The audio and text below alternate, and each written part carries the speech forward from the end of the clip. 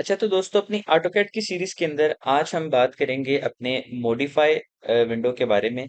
हमारे पास यहाँ पे कुछ कमांड्स हैं मॉडिफाई विंडो के अंदर, जिस तरह से हमने अपनी ड्रा विंडो को कम्प्लीटली एक्सप्लोर किया है। आज हम एक्सप्लोर करेंगे अपनी मॉडिफाई विंडो को। सबसे पहला जो हमारे पास ऑप्शन है मूव। ठीक है, लेट्स से कि यहाँ से मैं एक ऑब्जेक्ट क्रिएट करता हूँ। ये मैंने एक पॉलीलाइन क्रिएट की, एक लाइन क्रिएट की, एक मैं रेक्टेंगल क्रिएट करता हूँ आर इसी की मदद से, और एक ही यहाँ से विंडो से सिलेक्ट करके मैं एक सर्कल क्रिएट करता हूँ।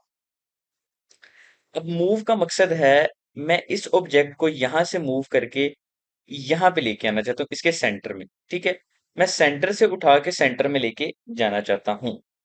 मूव कमांड बिल्कुल इसी तरह है कि किसी चीज को एक जगह से दूसरी जगह पे मूव करना, बट इसके अंदर जो समझने वाली बात है वो है रेफरेंस या पिक पॉइंट। लेट्स से कि मैं एक कमांड एंटर करता हूँ, MOVE मूव एंटर करता हूँ, तो मेरे पास आ रहा है option select the object. AutoCAD मुझसे पूछ रहा है कि वो ऑब्जेक्ट सिलेक्ट करें जिसे आप मूव करना चाहते हैं।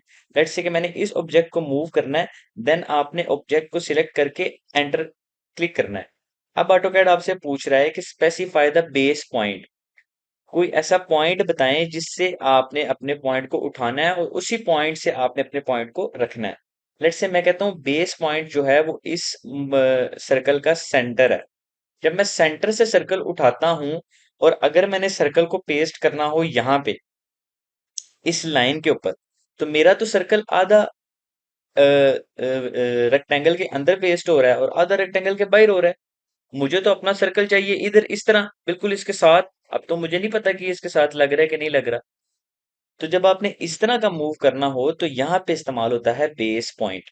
अब मैं दोबारा से अपनी मूव कमांड के अंदर जाऊंगा, बट यहाँ से अब मैं विंडो के अंदर से मूव पे क्लिक करता हूँ, सिलेक्ट ऑब्जेक्ट करूंगा, एंटर करूंगा। अब मैं अपना जो सर्कल है उसको साइड से सिलेक्ट करूंगा। मेरा जो बेस पॉइंट है वो ये है, मैं यहाँ से सिलेक्ट करूंगा।